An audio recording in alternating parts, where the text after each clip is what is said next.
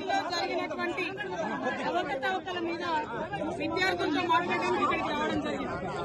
కేసీఆర్ గారి పరిపాలనలో కూడా అవకతవకలు జరిగినటువంటి విషయాన్ని విద్యార్థులు ఇక్కడ చెప్పడం జరిగింది.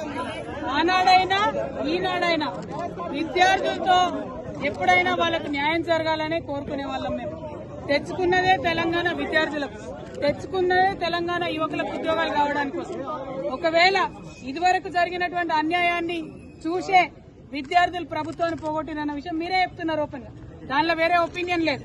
కానీ ఇప్పుడు మరి మీ మెడల మీద మీ భుజాల మీద గద్దెనెక్కినటువంటి రేవంత్ రెడ్డి ప్రభుత్వం ఏం చేస్తుంది 2 సంవత్సరాల నుంచి నేను అడుగుతున్నా. దాన్ని ప్రశ్నించడానికి వస్తే మీరు కూడా వాళ్ళ మాయలో పడిపోవడం అన్నది చాలా దారుణం. నేను మిమ్మల్ని కోరేది ఒకటే, పోలీసులను కూడా కోరేది ఒకటే, కాంగ్రెస్ నాయకులు వస్తే లోపల దాకా తీసుకొని పోయి విద్యార్థులతో మాట్లాడించి, ప్రతిపక్ష నాయకులు వస్తే గేట్ బయట మీరే కన్ఫ్యూజన్ క్రియేట్ చేస్తున్నారు. విద్యార్థులతో ఓపెన్ డిస్కషన్ కోసం ఇక్కడికి వచ్చినాం, కానీ అది కూడా కాదంటే ఇక్కడ కాకపోతే ఇంకో దగ్గర మాట్లాడుకుంటాం. కానీ ఇవాళ మేము కోరేది ఒకటే, ఖచ్చితంగా గ్రూప్ 1 లో అక్రమాలు జరిగినాయన్నది ఇవాళ ప్రతి ఒక్కరు ఒప్పుకుంటున్నారు. ప్రభుత్వానికి ధైర్యం ఉంటే, చిత్తశుద్ధి ఉంటే మీరు ఎగ్జామ్ క్యాన్సిల్ చేయండి, మళ్ళీ రీ ఎగ్జామినేషన్ పెట్టండి. ఎందుకు పెడతలేరు?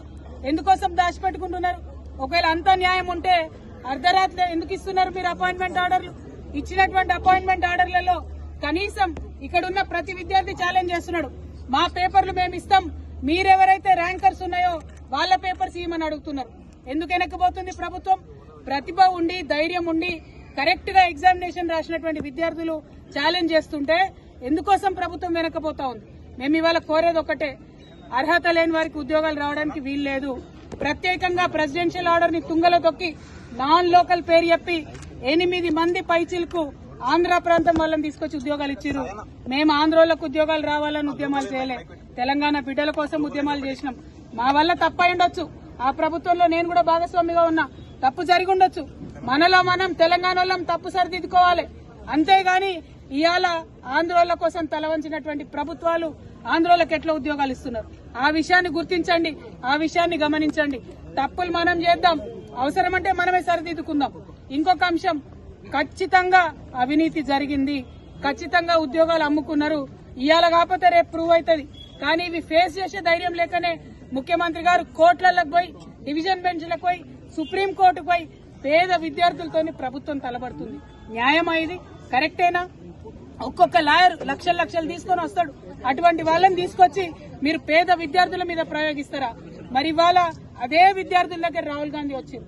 నేను రాహుల్ గాంధీ గారిని ఒకటే డిమాండ్ చేస్తున్నా, మీ బీహార్ ఎన్నికలు ఉన్నాయి కదా, ఇవాళ ఇక్కడ నుంచి నిరుద్యోగుల ఆడికి కూడా వస్తాం, ఏవో వదిలిపెడతాం అనుకుంటున్నారేమో, అక్కడికి కూడా వచ్చి మీరు ఇక్కడ తెలంగాణ నిరుద్యోగులు ఎట్లా ఫెయిల్ చేసిరన్న విషయం అక్కడ కూడా చెప్తాం.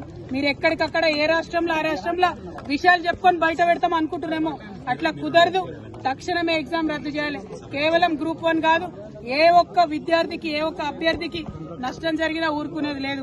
నేను పోలీసు వాళ్ళని మళ్లీ విజ్ఞప్తి చేస్తున్నా, విద్యార్థులతోని ప్రశాంతంగా మాట్లాడుకుందామని వస్తే మీరు గొడవ చేశారు, గేట్లోకి రానిచ్చినాక లైబ్రరీలోకి పోనీయమంటే ఎట్లా జరిగేది, ఎట్లా మాట్లాడేది? ఇటువంటి అన్యాయం చేయొద్దని మళ్ళొకసారి ప్రభుత్వాన్ని డిమాండ్ చేస్తున్నాం. రేపు కూడా 15th రోజు మరి డివిజన్ బెంచ్ లో విచారణ ఉన్నది. న్యాయమూర్తులు కూడా దయచేసి ఆలోచన చేయాలి. నిరుద్యోగుల పట్ల ఏదైతే సింగిల్ జడ్జి బెంచ్ మంచి తీర్పిచ్చిందో దానికి కట్టుబడి ఉండాలని చెప్పి నేను కోరుతున్నా. అన్నిటికన్నా దారుణం ఏంటంటే మరి తెలుగులో ఉద్యోగాలు రాసినటువంటి, తెలుగులో పరీక్షలు రాసిన విద్యార్థులకి దారుణమైన అన్యాయం జరిగింది.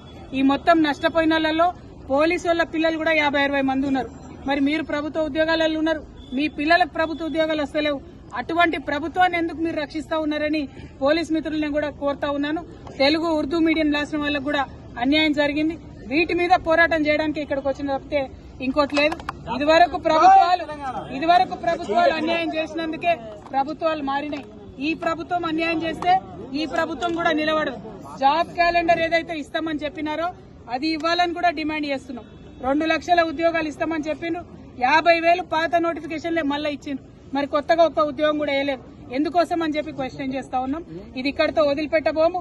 రేపు ఒకవేళ డివిజన్ బెంచ్ లో మనకు అనుకూలంగా తీర్పు రాకపోతే సుప్రీంకోర్టు వరకు కూడా నిరుద్యోగుల వెంట మేము నడుస్తామని ఈ సందర్భంగా తెలియజేస్తూ ప్రభుత్వాన్ని భేషజాలకు పోవద్దు, గ్రూప్ 1 రద్దు చేయాలని మరొకసారి డిమాండ్ చేస్తున్నాం. జై తెలంగాణ.